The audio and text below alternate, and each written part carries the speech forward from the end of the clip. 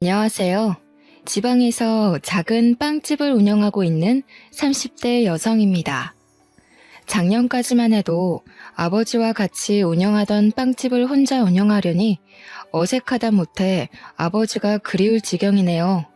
아직도 빵 반죽을 하다가 뒤를 돌아 아버지를 부르기도 하는데요. 언제쯤이면 아버지에 대한 부재를 마음속에 묻을 수 있을지 의문이에요. 사연을 보내는 지금 이 순간에도 아버지가 보고 싶거든요. 아버지는 20살이라는 어린 나이에 가장이 되었습니다. 같은 대학교 동기와 사고를 친 아버지께서는 할아버지와 할머니의 만류에도 저를 선택하셨어요. 학교까지 그만두시면서 말이에요. 모범생이던 아버지의 반항에 할아버지와 할머니는 절연을 선언하셨다고 해요. 그 후 아버지께서는 혼자서 가장의 무게를 짊어지기 위해 수많은 노력을 했고요. 대학교를 중퇴한 아버지가 할 수 있는 일은 많이 없었죠. 더군다나 목도 못 가누는 신생아를 들쳐업고 다니는 아버지에게 일자리를 줄 사장은 많지 않았죠. 그래서 아버지는 중국집 배달일과 전단지 아르바이트를 병행하며 저를 키우셨습니다. 그러던 중 중국집 사장님께서는 아버지에게 요리를 배워볼 것을 권하셨어요. 재능이 있다면서 말이에요. 머리가 좋던 아버지께서는 한 번 본 요리 방법은 절대 잊지 않고 기억에 그대로 요리를 만드셨거든요. 중국집 사장님 밑에서 조리사로 일하던 아버지께서는 몇 달 후 제빵 학원에 등록해 빵 만드는 법을 배우셨어요. 배움이 빨랐던 아버지께서는 학원을 다닌 지 6개월 만에 제빵사 자격증을 취득하며 빵집에서 일을 하셨죠. 1년 정도 동네 빵집에서 일하던 아버지께서는 다음해 자신의 빵가게를 열었고요. 비록 어머니께서 출산 중 돌아가셔서 얼굴도 제대로 몰랐지만 아버지는 언제나 딸인 저를 1등으로 챙겨주셨기 때문에 어머니의 부재를 느낄 새가 없었어요.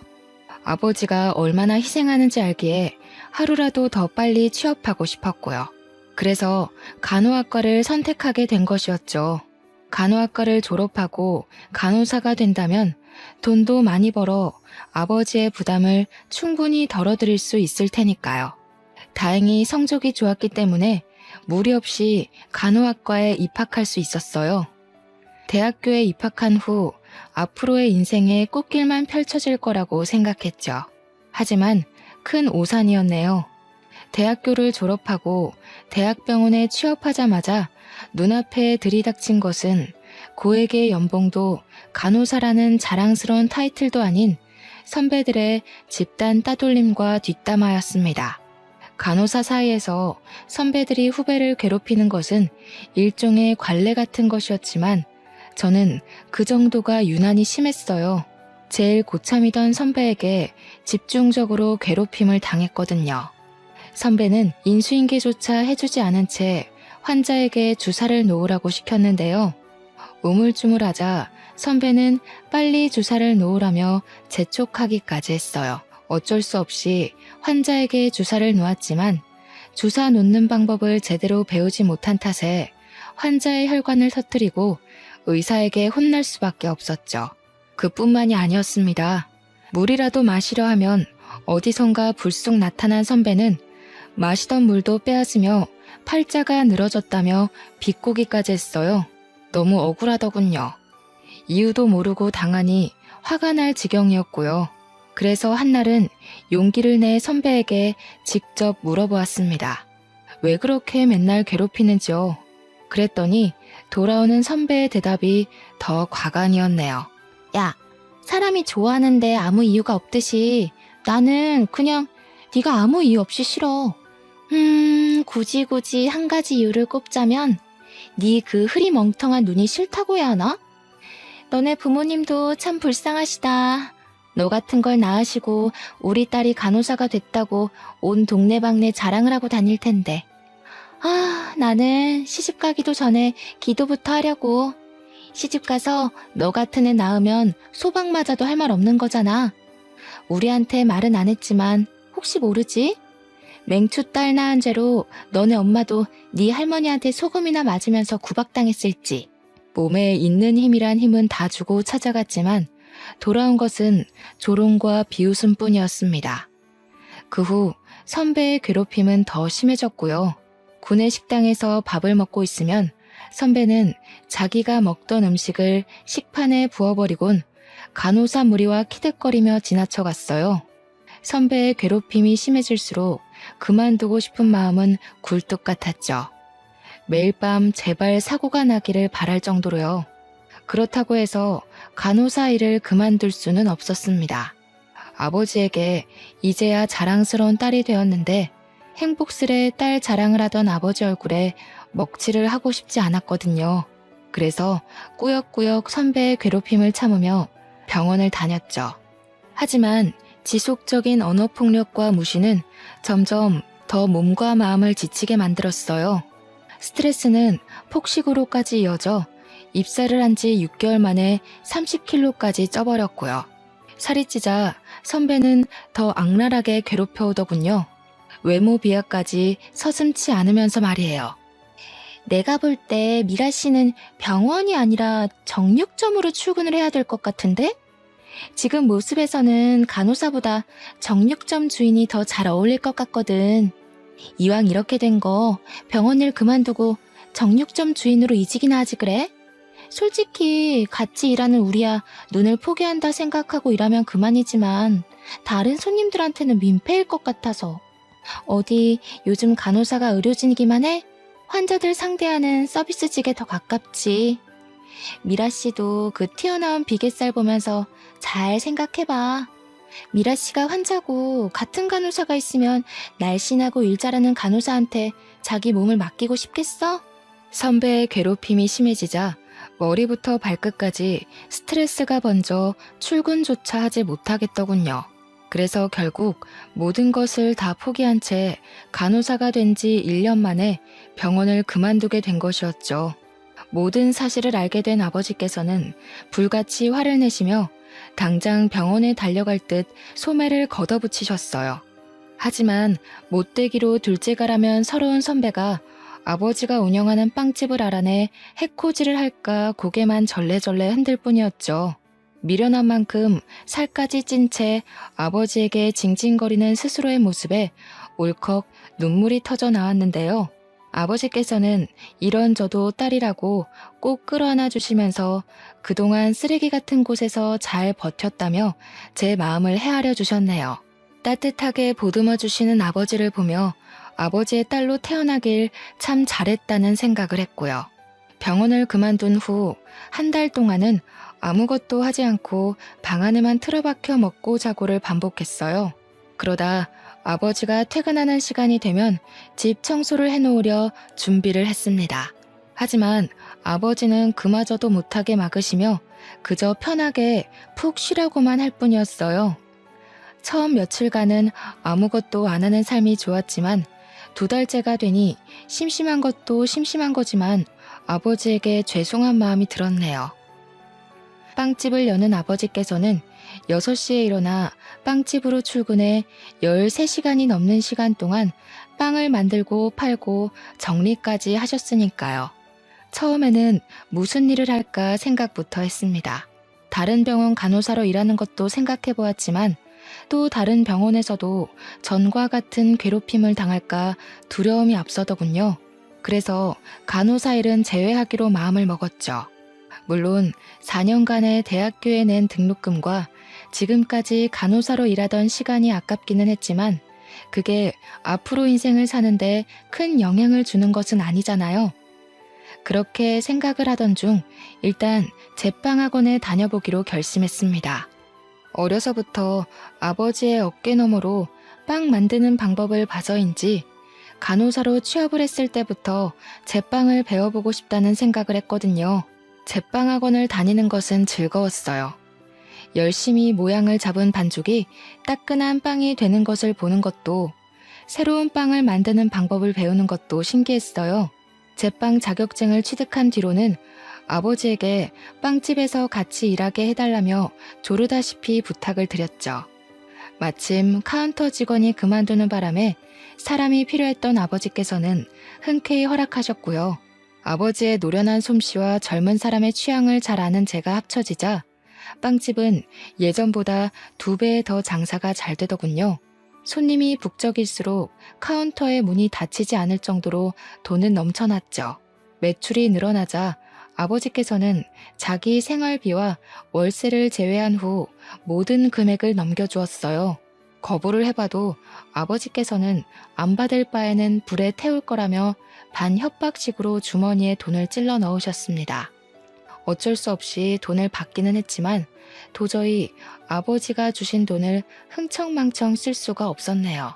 그래서 만일의 일을 대비해 적금 통장에 차곡차곡 모아놓았죠. 하루에 100명이 넘을 정도로 빵집이 인기가 많아지자 아버지에게는 다른 고민거리가 생기셨어요. 바로 저의 결혼 문제였어요. 28살로 홍기가 꽉 찬 저를 보며 아버지께서는 제발 괜찮은 사람과 결혼을 했으면 좋겠다고 노래를 부르셨는데요. 그런데 며칠 후 거짓말처럼 호감을 표시하는 사람이 생기더군요. 빵집 단골 손님이던 남자는 어느 날 번호가 적힌 쪽지를 주고 갔죠. 바로 위층 학원에서 고등학교 영어 강사로 일하고 있는 남자는 통통하고 귀여운 제가 마음에 든다며 용기를 냈다고 했어요. 처음에는 사람에게 입은 상처가 커 남자를 밀어내려 했지만 남자는 끊임없이 자기의 마음을 표하며 근처를 서성였죠. 결국 남자의 적극적인 애정 공세로 만남을 시작한 만남은 결혼까지 생각하는 깊은 인연으로 변하게 되었습니다. 남자는 부모님이 빨리 돌아가셔서 중학생 때부터 3살 위의 누나와 함께 의지하며 살았다고 했어요. 오히려 그 점이 마음에 들었죠.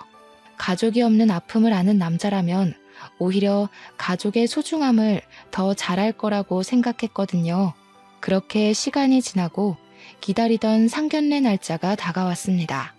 아버지께서는 내색을 하지는 않으셨지만 상견례 자리가 무척 떨려 보이셨어요. 저 또한 예외는 아니었고요.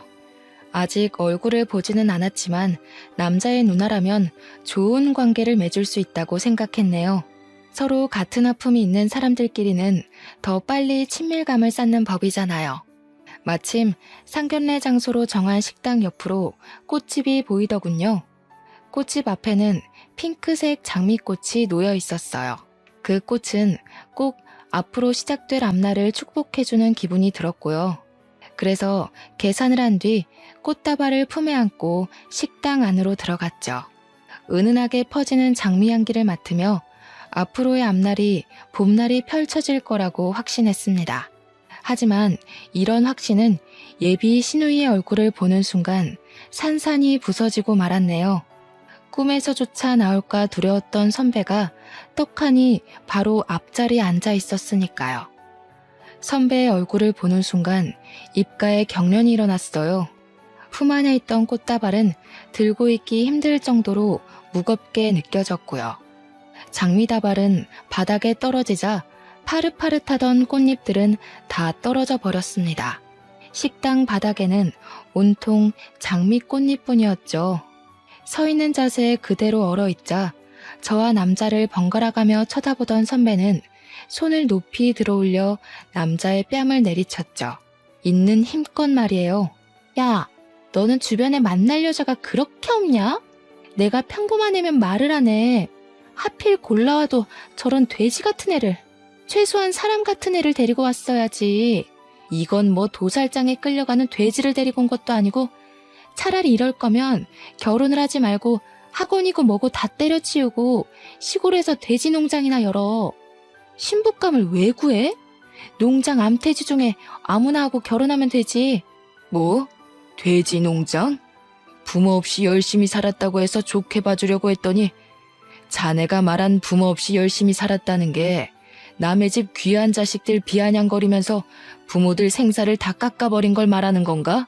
내가 아무리 우리 딸 시집 보내고 싶다고 해도 이건 아니지. 어른 있는 데서 버르장머리 없이 동생한테 손찌검하는 꼴을 보면 우리 딸한테 어떻게 대할지 안 봐도 뻔하지.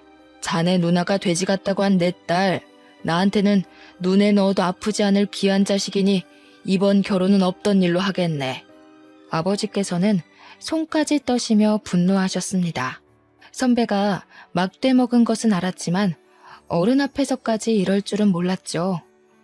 아버지께서는 선배에게 따끔한 혼을 내셨지만 선배는 콧방귀를 끼며 들은 채도 안 했고요. 저 비계덩어리를 눈에 넣으신다고요? 그러다가 실명하실 텐데. 저도 아저씨 딸처럼 뚱뚱하고 굼뜬 옳게 생길까봐 걱정했는데 잘 됐네요. 둘이 결혼한다고 했으면 제가 어떻게 해서라도 이혼시키려고 했는데 제가 또 사람 피말리는 건 전문이거든요. 아저씨도 자꾸 딸 예쁘다고 감싸지만 마시고 따끔하게 혼도 내고 그러세요. 음식도 작작 먹이고요. 접시도 뜯어먹게 생긴 여자를 누가 좋아하겠어요? 소박이나 안 맞으면 다행이지. 딸 밥 해먹일 때도 고생이시겠네요. 사람만 한 수트로 밥을 지어야 하니. 그래도 아저씨 집은 좋겠네요. 바로 옆에 음식 처리기가 떡하니 버티고 서 있잖아요. 아, 그것보다는 밥값이 더 많이 들려나? 누나, 도대체 언제까지 이럴 거야? 누나 때문에 도망간 애들이 한둘인 줄 알아? 이럴 거면 상견례 자리는 왜 따라오겠다고 한 거야? 매번 누나 때문에 이런 식으로 결혼 엎어지는 것도 지겨워. 차라리 계속 깽판을 치고 싶은 거면 누나야말로 상견례 자리에서 이러지 말고 차라리 개싸움하는 데를 가라고. 너 고작 저 비계덩어리 때문에 나한테 화내는 거야? 부모님 돌아가시고 내가 너를 어떻게 키웠는데. 도대체 뭐에 홀려서 나한테 이러는지는 모르겠지만 너 정신 똑바로 차려. 와이프는 얼마든지 바꿀 수 있어도 피나는 형제끼리는 죽을 때까지 같이 가는 법이야. 막말로 전현이 바람이라도 피우고 나면 너 어쩔 건데? 저 아저씨가 네 편 들어줄 것 같아? 이 세상에 네 편 들어줄 사람 나밖에 없을걸? 이 세상에 내 편 들어줄 사람이 누나밖에 없는 게 아니라 이 세상에 나를 제일 괴롭히는 사람이야. 이 결혼 깨지면 다시는 누나 안 볼 테니까 그런 줄 알아. 상견례가 끝난 후 남자는 매일같이 저희 집 앞을 찾아왔어요. 누나의 잘못까지 자신이 빈다면서요. 하지만 아버지는 단호하게 남자를 밀어내셨죠. 언제나 다정하시던 아버지의 환한 모습에 당황하기도 했습니다. 이만하면 봐줄만도 한데 아버지께서는 절대 물러나지 않으셨거든요. 하지만 한편으로는 이런 아버지가 있다는 것이 고맙기도 했네요. 아버지가 아니었다면 바보 같은 저는 얼렁뚱땅 남자의 사과에 넘어가 빚지는 결혼을 했을 테니까요. 아버지가 계속해서 강한 태도로 나오자 급기야는 선배까지 집 앞으로 찾아오더군요. 선배는 자신이 경솔했다며 제발 이 결혼만은 진행해달라고 했습니다. 선배의 사과를 받은 후에야 아버지는 결혼을 허락하셨고요. 결혼 후 모든 것이 순조롭게 풀릴 것 같았지만 막상 식을 올리고 나니 그게 아니었어요. 결혼은 현실이란 말을 이해하게 되었죠. 어른의 도움 없이 혼자서 학업을 마쳐야 했던 남편에게는 빚이 참 많았거든요. 학자금 대출금부터 차 할부금까지 남편의 월급은 손에 들어오기도 전에 곳곳에 있는 채무자들에게 넘겨주는 셈이었죠. 그래서 모아놓은 돈으로 신혼살림을 시작했네요. 신혼집을 구하고 가구를 사서야 아버지께서 왜 그렇게 많은 돈을 저에게 주셨는지 알게 되었습니다. 다행히 차곡차곡 돈을 모아놓은 탓에 아파트로 이사를 갈 수 있었어요. 물론 20년이 지난 구축이기는 했지만 집주인이 워낙 관리를 잘해놓은 탓에 리모델링을 할 필요도 없었고 더군다나 위치가 너무 좋았죠. 새로 구한 신혼집은 도보로 출근을 할 수 있었습니다. 신혼집을 구하고 가구로 집을 채워놓고 나니 딱 절반 가까운 금액이 수중에 남더군요. 남은 돈은 당연히 아버지에게 드렸고요. 남편 또한 아버지에게 지원받은 것이 있으니 당연히 수긍할 거라고 생각했죠. 하지만 남편은 저와 생각이 많이 다른 것 같더군요. 우리 형편도 넉넉하지 않은 마당에 괜히 아까운 돈을 아버지에게 드렸다면서 입이 오리만큼 나왔거든요. 그걸로도 모자라 남편은 아버지에게 드렸던 돈을 다시 찾아오라고 했네요. 나이도 많고 혼자 사는 아버지에게 그 큰 돈이 무슨 필요가 있냐면서요. 기가 막혔습니다. 남편을 비하하는 것은 아니었지만 집을 사는데 돈을 보태기는커녕 몸만 달랑 들어온 주제에 마치 돈주인이라도 된 듯이 뻔뻔하게 나오는 것을 전혀 이해할 수 없었어요. 그래서 꾹 다물었던 입을 연 것이었죠. 내가 치사하게 들릴까봐 이런 말까지는 안 하려고 했지만 당신 좀 너무한 거 아니야? 집 사는데 10원 한 장 안 보탰으면서 돈 욕심은 왜 그렇게 많은 건데? 누가 보면 집이며 차며 다 당신 돈으로 해온 줄 알겠어. 당신이 지금 아파트에서 배따시게 자서 까먹었나 본데 우리 형편에 이 정도 평수 아파트에서 비싼 가전제품 들이고 사는 게 다 누구 덕분인데 아빠 돈 아니었으면 우리가 이렇게 살 수나 있었겠냐고. 아, 그래. 네 본심이 이거였네. 그래. 나 부모도 없고 가진 것도 없어서 장가 올 때 빈손으로 들어온 능력 없는 놈이다. 근데 그게 뭐 어때서? 모르고 결혼한 것도 아니고 다 알고 결혼했으면서 이제 와서 그거 가지고 걸고 넘어지는 이유가 뭔데? 애초에 결혼이라는 게 왜 있는 건데? 서로 부족한 점 있으면 채우고 살라고 있는 거잖아. 나도 나지만 당신도 잘난 거 하나 없으면서 서로 보듬고 사는 게 당연한 거잖아. 그까짓 돈 얼마나 한다고 남편 속까지 들치면서 말썽을 피우는지. 우리 사정 뻔히 알면서 장인어른도 그러시는 거 아니야. 빵 반죽만 주무르는 사람이 그 많은 돈 쓸 데가 어디 있다고. 내가 부모였으면 형편 어려운 딸내 부부한테 줬을 거라고. 늙으면 욕심만 많아진다고 하더니 장인어른이 딱 그 꼴이잖아.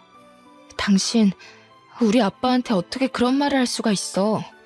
우리 아빠 표현은 안 하지만 당신 엄청 아끼셨어. 그리고 돈 필요할 때마다 우리 아빠한테 몰래 가서 용돈 달라고 손 내밀었던 거 내가 몰라서 가만히 있었는지 알아? 당신이 우리 아빠한테 가져간 돈만 다 합쳐도 돈 1,000만 원은 나와. 근데 뭐? 우리 아빠가 늙어서 욕심만 많아? 나는 무슨 일이 있어도 그 돈 다시 못 가져오니까 그렇게 돈이 가지고 싶으면 당신이 직접 대리운전을 하던 편의점 아르바이트를 하던 일하면서 벌어. 애초에 성인이면 자기가 쓸 돈은 자기가 책임지는 게 당연한 거잖아? 그래, 고아 주제에 아빠 잘 만나서 호강에 코 박은 마누라한테 내가 뭘 바라겠냐? 그냥 닥치고 돈이나 벌면서 처가살이나 해야지. 반박할 말이 없는지 남편은 씩씩거리며 화만 낼 뿐이었어요. 돈 문제로 다투고 난 후에는 감정이 상했는지 일주일 정도 각방을 썼고요. 남편의 행동이 지나치다는 것은 알았지만 얼굴을 붉힐 정도로 심한 일도 아니었기에 그냥 넘어가려고 했는데요. 먼저 신우이에게 전화가 오더군요. 신우이는 전화를 받자마자 입에 담지 못할 상스러운 말들로 귀를 더럽혔습니다. 어찌된 영문인지 신우이는 아버지에게 드린 돈의 행방을 알고 있더군요. 추측하는 것은 간단했어요. 입이 50원짜리 동전보다 싼 남편이 그 사이를 못 참고 신우이에게 돈 때문에 싸운 것을 일러 바친 것이었죠. 신우이는 세상이 아무리 좋아졌지만 어디 남편에게 바락바락 언성을 높이냐면서 혼을 내기 시작했습니다. 병원에서 저를 괴롭힐 때처럼 말이에요. 하지만 그때처럼 가만히 당하고만 있지는 않았네요. 형님이 이렇게까지 저희 부부 지갑 사정을 생각해 주시는 줄 몰랐네요. 이럴 줄 알았으면 형님한테 명품백이 아니라 그냥 결혼식 기념 뷔페 이용권이나 드리는 건데 제가 생각을 잘못했네요. 그럼 말 나온 김에 제가 형님한테 사드린 명품백 먼저 다시 돌려주시겠어요? 그 가방 판돈이면 저희 아버지 드린 돈만큼은 못하더라도 우리 그이 차 할부금 갚을 돈은 될 것 같은데요. 아시다시피 저희 아버지는 연세가 있으시잖아요. 나이 들어서 아픈 게 제일 서럽다는데 그래도 돈은 있어야죠. 가방은 저희 집 주소로 보내주시면 돼요. 가방 이야기를 꺼내자 신우이는 언제 떠들었냐는 듯이 가만히 있었습니다. 남의 돈으로 생색은 내고 싶지만 자기가 가진 걸 포기하면서까지 남편을 돕고 싶지는 않았던 것이죠. 이번 일로 잘 마무리되면 좋았겠지만 남편과 신우이는 여러 번 사건 사고를 일으키며 머리를 아프게 했어요. 사치가 심한 시누이는 언제나 생활고에 시달렸습니다. 월급을 받는 족족 미친 듯이 카드를 긁던 시누이는 부업을 시작한다고 했고요. 시누이가 선택한 부업은 보험이었어요. 보험 영업을 뛰는 친구를 따라 시작한 것이었죠.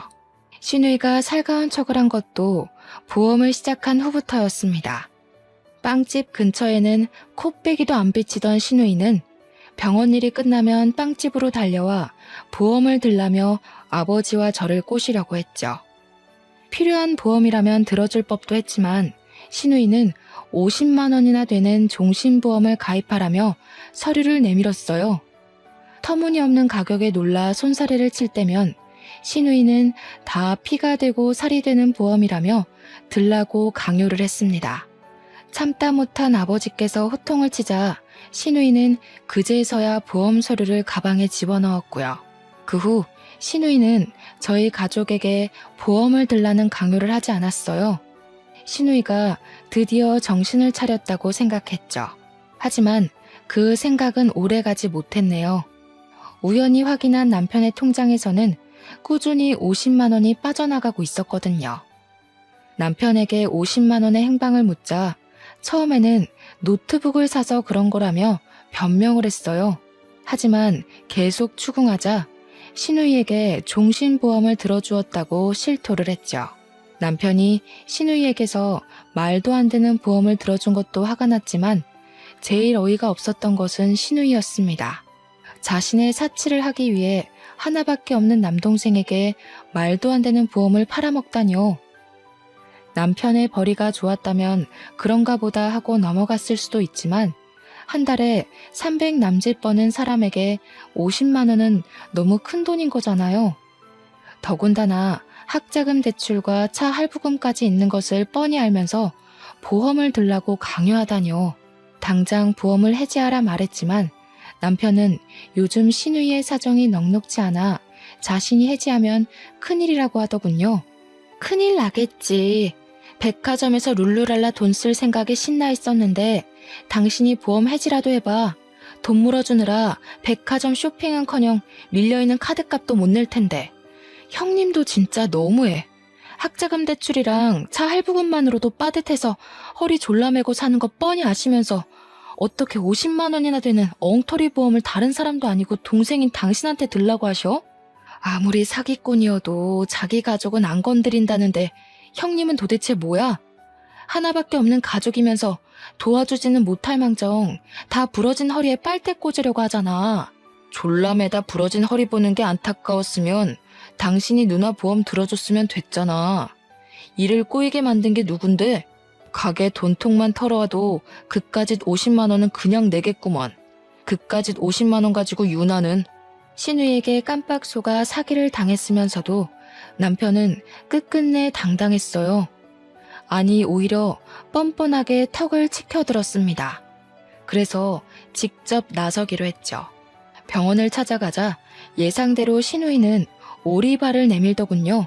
그래서 확실하게 으름장을 놓았습니다. 당장 남편 앞으로 들어놓은 보험을 해지하지 않는다면 보험 사기죄로 고소를 한다고요. 협박을 하고 싶지는 않았지만 말귀를 못 알아듣는 시누이에게는 이 방법뿐이었어요. 역시 고소를 한다는 소리에 시누이는 금세 꼬리를 내렸고요. 된통 매운맛을 봐서인지 그 다음부터는 시누이 또한 함부로 굴지 않았어요. 시누이와는 여전히 껄끄러운 관계이기는 했지만 그래도 얼굴을 붉히지 않을 정도의 거리를 유지하는 것만으로도 다행인 거잖아요. 남편 또한 보험 사건 이후 반성을 했기에 부부관계 또한 더할 나위 없이 좋았는데요.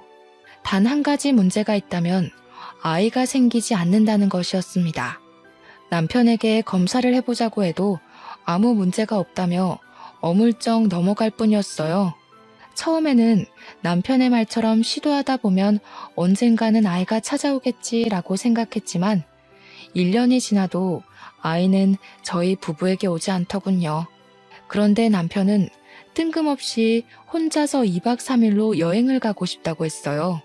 저는 흔쾌히 수락을 했고요. 샤워를 하러 간 남편의 핸드폰은 거실 소파에 있었는데요. 진동이 울리며 병원에서 문자 하나가 날아오더군요. 정관 수술 날짜였습니다. 문자를 확인하자 당황스러움을 감출 수가 없었어요. 이세를 얼마나 가지고 싶어 하는지 아는 장본인이 정관 수술이라뇨. 그래서 샤워를 하고 나온 남편에게 핸드폰을 보여주며 물어보았습니다. 그랬더니 남편은 의외의 대답으로 또 한 번 저를 놀라게 했네요. 실은 누나가 우리 사이에 아이 갖는 걸 싫어해서 당신 닮은 아이 낳으면 연 끊을 정도로 꼴 보기 싫을 것 같다고 해서 솔직히 당신한테 말은 안 했지만 사실 나도 아이 낳는 건 좀 그래. 윗물이 맑아야 아랫물이 맑은 건데 우리 둘 다 잘난 구석이라고는 하나도 없잖아. 이참에 잘 됐지 뭐. 애 이야기 나올 때마다 연기하는 것도 힘들었는데 이참에 우리 애 없이 둘이서만 재미있게 살자. 온몸에 피가 빠져나가는 느낌이었습니다. 남편은 물론 시누이까지 끔찍하게 느껴졌어요. 두 남매의 손바닥 위에서 놀아났다고 생각하니 눈물조차 나오지 않을 정도로 비참했고요. 그동안 아이를 가지고 싶다며 설레발치던 모습을 보며 두 남매가 뒤에서 얼마나 비웃었을지 상상하자 소나기에 있던 힘이 쫙 빠져나갔죠. 이쯤 되니 이혼을 고민하게 될 정도였습니다.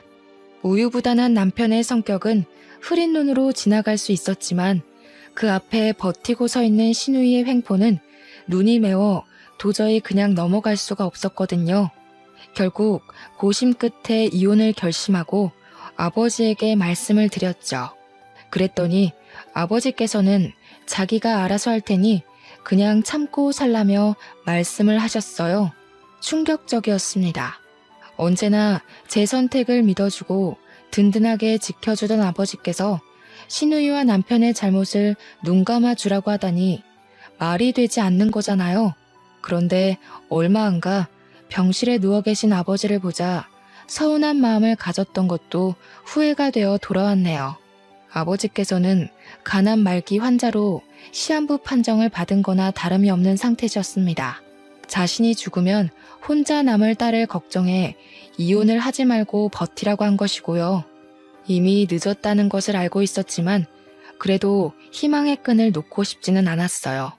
아버지가 없는 세상에서 혼자 사는 것은 도저히 상상할 수가 없을 만큼 끔찍했으니까요. 하지만 아버지는 이미 늦었다면서 씁쓸한 미소를 지으시며 남은 시간을 항암 치료나 하면서 허비하고 싶지 않다고 말씀하셨어요. 그러면서 남은 시간을 단둘이서 행복하게 보내자고 하셨고요. 그래서 빵집까지 닫으며 그동안 가게를 운영하느라 그간 가보지 못했던 제주도 여행도 가게 되었습니다. 그런데 제주도에서 돌아온 후 아버지께서는 뜬금없이 빵가게를 이전한다고 말씀하셨어요. 당황스러웠지만 언제나 옳은 선택을 하시던 아버지였기에 이번에도 믿고 따르기로 했죠. 이사간 곳의 건물주 아저씨는 참 다정하고 친절한 분이셨어요. 건물주 아저씨는 의사로 노후를 위해 건물을 매입했다고 설명하셨네요.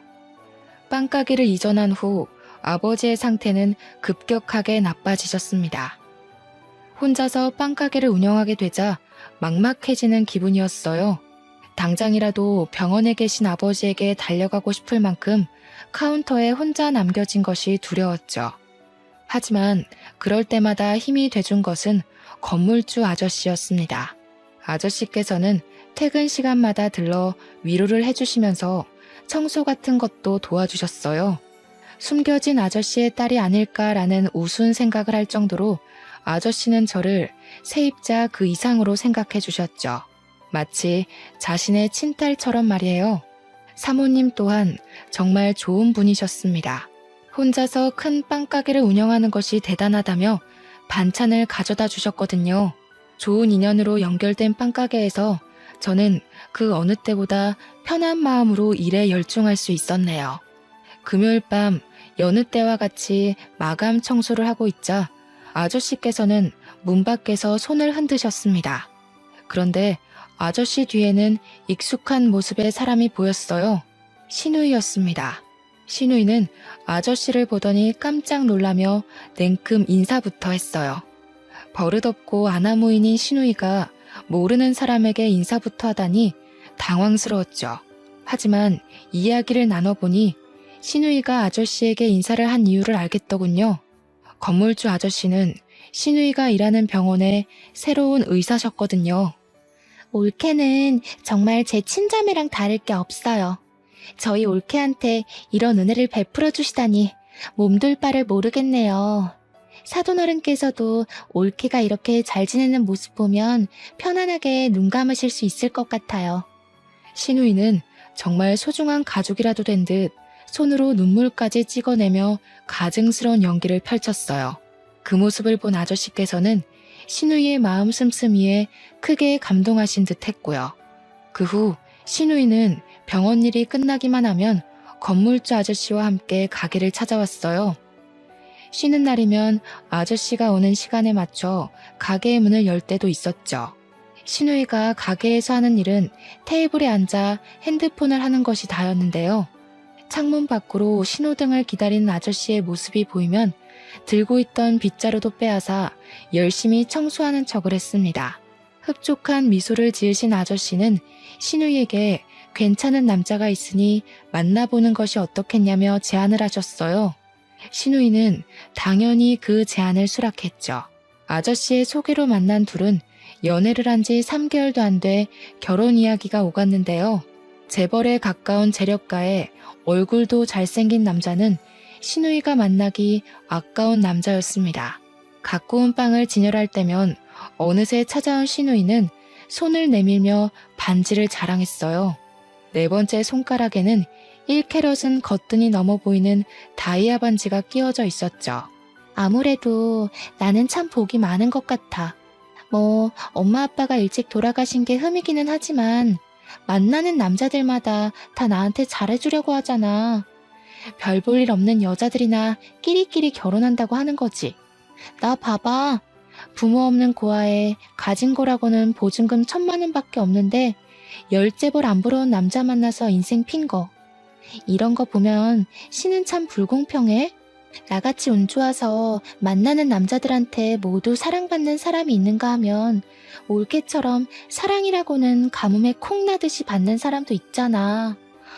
아, 우리 올케 불쌍해서 어쩌나? 그나마 그 뚱뚱한 몸뚱이 감싸주던 아빠마저 하늘나라로 갈 예정인 거잖아. 올케는 내 동생이라도 있는 걸 다행이라고 생각해. 아니었어 봐. 지금쯤 험한 사람 만나서 이 빵집도 다 날리고 판자촌 같은 집에서 유통기한 지난 삼각김밥이나 뜯어먹으면서 살았을걸? 어떻게든 무시하려고 했지만 신우이는 가는 곳마다 따라다니며 신경을 살살 긁어댔습니다. 가뜩이나 쇠약해진 아버지로 인해 곤두선 신경은 신우이의 막말로 인해 피가 날 정도로 고통스러웠죠. 그래서 다물고 있던 입을 열게 된 것이고요. 운이 좋은 게 아니라 남의 걸 잘 뺏어가는 거죠. 저 아니었으면 형님이 아저씨 만날 일도 없었고 분에 넘치도록 좋은 남자 만날 일도 없었을 거 아니에요. 저 아니었으면 말년에 편의점 돌아다니면서 폐기 처분된 삼각김밥 구걸하는 건 아마 형님이었을걸요? 세상 어느 남자가 돈 벌어오는 족족 다 써제끼는 여자랑 결혼하고 싶어 하겠어요. 제발 남의 거 훔쳐갔으면 창피한 줄 알고 입 좀 다물고 사세요. 이게 어디서 훈계질이야? 요즘에 봐줬더니 네가 날 아주 만만하게 보는구나. 카운터 앞에 서 있던 신우이는 빵 진열대로 걸어오더니 급기야 머리채를 잡기까지 했습니다. 어찌나 억센 힘으로 머리를 잡아챘는지 모근이 뽑히는 느낌까지 들었죠. 질 수 없어 힘겹게 팔을 들어 길게 늘어진 신우이의 머리채를 잡자 신우이는 가게가 떠나가라 비명을 질렀어요. 그런데 때마침 들어온 아저씨께서는 그 모습을 보더니 화들짝 놀라며 들어와 저희 둘을 뜯어 말리셨죠. 눈을 치켜뜨던 신우이는 아저씨를 보자 금세 눈물을 글썽이며 불쌍한 척 연기를 했습니다. 바로 해명하려 했지만 급기야 다리에 힘이 풀린 척 연기까지 하는 신우이를 보자 어이가 없어 말이 나오지 않을 정도였어요.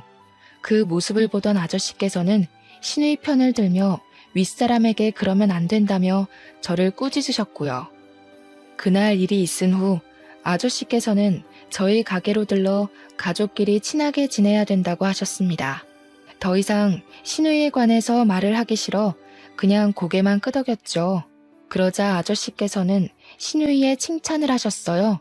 요즘 같은 세상에 시부모에게 잘하기 위해서 잘 다니던 직장까지 그만두고 요리학원에 다니며 열심히 신부 수업을 받는 처녀가 어디 있냐면서요. 결국 신우이 편만 드는 아저씨를 보며 결국 폭발하고 말았죠. 가식 덩어리 안에 숨겨진 신우이의 음흉한 진짜 속내를 모르는 아저씨가 밉게만 느껴졌거든요. 그래서 신우이의 모든 실체를 까발렸죠. 하지만 아저씨께서는 단지 신우이에 대한 질투 정도로 넘기며 신우이와 사이좋게 지내라는 말만 할 뿐이었어요. 단시간 안에 아저씨를 자신의 편으로 구워 삶은 신우이를 보며 손뼉을 칠 수밖에 없었고요. 그래서 집에 더 빨리 들어갔습니다. 신우이의 실체를 아는 아버지라면 무조건 편을 들어주실 게 분명했거든요. 집에 문을 열고 깜짝 놀랄 수밖에 없었네요. 아버지께서는 의식을 잃은 채 거실 바닥에 쓰러져 계셨거든요. 한 손에는 아버지가 좋아하시던 닭발이 들려 있었습니다.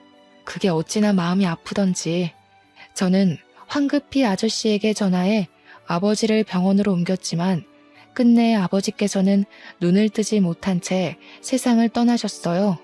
중요한 수술이 잡혀 있다던 아저씨께서는 장례식장까지 잡아주시며 최선을 다해 도와주셨습니다. 그저 고마울 뿐이었죠. 아저씨가 나가고 넓은 장례식장 안에 혼자 있자 쓸쓸함과 서러움이 한꺼번에 밀려오더군요. 그래서 남편에게 황급히 전화를 건 것이고요. 허우대뿐인 남편이라고 해도 지금은 그 허우대라도 필요했거든요. 하지만 남편은 몇 통의 전화를 해도 받질 않았습니다. 결국 혼자서 텅 빈 장례식장을 지켜야 했죠. 불행 중 다행인 것이 있다면 장례식장에 온 사람이 손에 꼽을 만큼 적다는 것이었어요. 장례식에 온 사람들을 맞을 때면 내가 왜 이곳에 있는지 까먹을 정도로 아버지의 죽음은 멀게만 느껴졌는데요. 아버지의 영정사진을 마주할 때면 아버지의 죽음이 코앞으로 다가와 숨통을 조여오더군요. 숨 쉬는 것도 버거운 고통에 눈물조차 흐르지 않았습니다. 가슴을 두드리며 힘겨워하고 있을 때 진한 술 냄새가 느껴졌어요. 주인은 바로 신우이였죠. 술에 거하게 취한 신우이의 한 손에는 초록색 병이 들려 있었죠. 신우이는 오자마자 바닥에 누워 꼬부라진 혀를 놀리기 시작했습니다. 누굴 닮아 사교성이 없나 했더니 다 지아비를 닮아서 그런 거였어. 그런 게 아니면 장례식장에 개미 한 마리 없는 게 말이 되겠냐고. 이게 다 인생을 잘못 살았다는 증거지. 오지도 않는 사람 기다리면서 시간 낭비, 돈 낭비할 바에는 그냥 밖에서 돗자리 하나 깔고 앞에 사진이나 놓는 게 훨씬 낫지 않나? 나 같으면 창피해서라도 빨리 발인하고 집에 갈 텐데. 올케는 참 낯짝도 두꺼워. 원래 피부 껍데기가 두꺼워서 그런 건가? 형님, 아무리 제가 밉다고 해도 그렇지 어떻게 저희 아버지 마지막 가시는 길까지 따라와서 행패를 부릴 수가 있으세요? 제가 형님한테 뭘 그렇게 잘못했길래 저희 아버지 장례식장까지 따라 들어와서 괴롭히는 거예요? 간호사 때부터 지금까지 아무 이유도 없이 사람 피 말리는 거 지겹지도 않으세요? 누가 먼저 시작한 건데 애초부터 난 너네 부녀 마음에 들지도 않았어. 그러면서 신우이는 꽁꽁 감춰뒀던 이유를 말하기 시작했습니다. 아버지께서는 제가 야간 근무를 할 때면 손수 도시락을 만들어 가져다 주셨는데요. 아버지가 싸다 주신 도시락을 먹는 모습을 볼 때면 자신은 느껴보지도 못한 부모의 사랑을 과시하는 것 같아 꼴배기가 싫었다고 하더군요. 정말 황당했어요. 고작 그런 사소한 이유로 지금까지 아무 죄 없는 사람을 괴롭히다니 이해할 수도 없었고요. 이제 끔찍하게 예뻐해주던 아빠도 없으니 앞으로 우리 돼지 신우이는 누가 돌봐주려나? 원래 주인 없는 가축은 다른 사람한테 팔리기 마련인데 가진 거라고는 배에 낀 기름밖에 없으니 어떡하려나? 혹여라도 내 동생이 평생 너 같은 돼지 돌봐줄 거라고 생각하지는 말고 내 동생은 이미 너보다 훨씬 예쁘고 능력 좋은 애 물어서 새 출발하려고 준비 중이거든. 아마 지금도 그 애랑 같이 있을걸? 그러니까 너는 가만히 있다가 칼 들고 찾아온 미친놈한테 썰려 먹힐 준비만 하고 있어. 그게 최선이니까. 감히 내 딸한테 그게 무슨 막말이야? 신우이의 조롱을 당하고 있을 때였습니다. 뒤에서 아저씨의 호통 소리가 쩌렁쩌렁하게 울려 퍼졌죠. 깜짝 놀라 뒤를 돌아보자 아저씨는 붉어진 얼굴로 신우이를 노려보고 있었어요. 성난 아저씨의 얼굴을 본 신우이는 술에 확 깬 듯 보였습니다. 누워있던 자리에서 냉큼 일어난 신우이는 자기가 술김에 나쁜 버릇을 잡아주려 따끔하게 혼을 낸 것이라며 되도 안 되는 변명을 늘어놓았어요. 그동안 우리 딸 잘 봐달라고 분에 넘치는 선자리도 억지로 주선해서 끼워 맞춰줬더니 어디 감히 시차짓을 하고 있어? 딸이라뇨? 그게 무슨 말씀이신지. 아저씨 입에서 나온 딸이라는 말에 저와 신우이 모두 당황할 수밖에 없었어요. 아무 말도 못하고 입만 뻐끔거리고 있자 뒤이어 들어온 사모님은 눈물을 훔치며 제 어깨를 꼭 끌어안아 주셨고요. 이제야 나타나서 미안하다. 우리 딸. 사모님 입에서 나온 딸이라는 말은 귀에 착 달라붙어 왔죠. 그리고 본능적으로 알 수 있었습니다. 사모님이 돌아가신 줄로만 알았던 어머니였다는 걸요. 부잣집 외동딸이었던 어머니의 임신 소식에 외가댁에서는 골머리를 앓으셨다고 해요. 그럴 수밖에 없었어요. 어머니와 어울리지 않게 아버지께서는 가난한 농부의 자식이었거든요. 그래서 어머니 또한 저를 지우려고 한 것이고요. 하지만 아버지께서는 무릎까지 꿇으시며 쥐죽은 듯이 아이를 키우면서 살 테니 제발 낳아만 달라고 애원을 하셨습니다. 어머니께서는 약속을 지키셨죠. 그 후 어머니는 자신의 존재를 비밀로 붙인 채 매달 생활비를 보태주면서 살아왔다고 해요. 그러던 중 시한부 판정을 받은 아버지의 전화에 모습을 드러내신 거고요. 이미 건물주 아저씨와 결혼을 한 어머니께서는 저의 존재를 그때 털어놓으셨습니다. 자식이 없던 아저씨께서는 어머니의 숨겨진 부분까지 안아주셨어요. 모든 것을 알게 되자 왈칵 눈물이 터져 나오더군요. 지금까지 아버지를 제외한 누구에게도 사랑받지 못하는 삶을 살았다고 생각했었는데 보이지 않는 곳에서 많은 이들의 사랑을 받은 것이잖아요. 그리고 아버지가 남겨주신 사랑의 덩어리가 너무 커 어떻게 해야 할지를 몰랐습니다. 어머니께서는 아버지의 영정사진 앞에 목 놓아 우는 것을 지켜보시며 등을 토닥여 주셨어요. 반대로 그 옆에 서 있던 신우이는 산 송장처럼 퍼렇게 질린 얼굴로 손을 덜덜 떨었죠. 신우 자리에서 우리 딸한테 어떻게 대했는지 잘 알았으니 보고 느끼고 들은 그대로 남편 될 사람한테 알려줘야지. 저도 알고 보면 참 불쌍하게 살았어요. 올케는 아버지 사랑이라도 받았지만 저는 부모님이 일찍 돌아가신 탓에 사랑은커녕 얼굴도 제대로 모르고 컸는데 제발 불쌍하게 생각해서라도 시댁에 알리지만 말아주세요. 저 이 결혼 잘못되면 살 자신이 없어서 그래요. 이번만 두 눈 감고 넘어가 주시면 앞으로 올케 근처에는 얼씬거리지도 않고 쥐 죽은 듯이 살게요. 그러니까 제발 한 번만 봐주세요. 신우이는 고개까지 조아리며 두 손이 발이 되도록 빌었지만 아저씨의 태도는 완고했어요. 오히려 그런 행동이 독이 된 듯 보이기도 했죠. 사람이 어렵고 힘든 걸 알았으면 더 잘해주려고 했어야지. 나는 더 이상 소중한 우리 딸 가축 취급하던 인간이랑은 얼굴 맞대고 이야기하고 싶지 않으니 당장 돌아가게. 지금이야 그동안의 정을 생각해서 시댁에 알리는 것만으로 끝나지만 한 번만 더 우리 딸한테 그 가짜는 혀 놀렸다가는 병원 근처에도 얼씬 못하게 할 테니까 그런 줄 알고. 이건 말도 안 돼. 내가 저 돼지 새끼보다 못한 게 뭔데 이런 대우를 받아야 되는 거냐고. 아저씨는 사람들을 시켜 신우이를 장례식장 밖으로 끌어내려고 했는데요.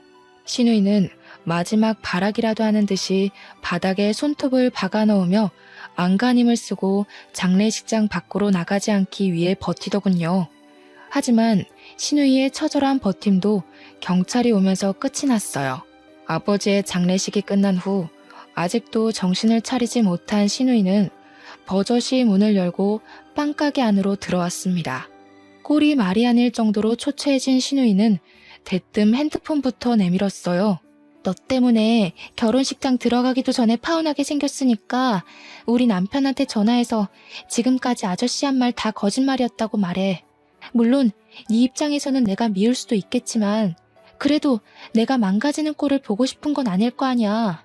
네가 우리 동생이랑 이혼할 것도 아니고 만약 너 때문에 갈 곳도 없는 내가 파혼당하면 오히려 불편한 건 너라고. 생각해봐. 맨날 한 집에서 얼굴 부딪히면서 살아야 할 텐데 그게 어디 말처럼 쉬운 일이야? 그러니까 괜히 서로 얼굴 붉힐 일 만들지 말고 빨리 전화해서 다 거짓말이었다고 말해. 그 정도 하면 나도 동생한테 잠은 집에 들어와서 자라는 말 정도는 해줄 테니까. 너도 알잖아. 우리 동생 내 말이면 껌뻑 죽는 거. 애초에 삐뚤어진 형님 인성 때문에 굴러들어온 복을 넝쿨째 뽑았으면서 제가 어떻게 복원 작업을 하겠어요. 수습하는 것도 뿌리가 있어야 가능한 거죠. 아저씨 눈에 잘 띄어서 부자 남편이랑 결혼할 뻔한 것도 다 자기 복대로라고 하셨으니 이번에도 형님 복대로 알아서 잘 처리해보세요.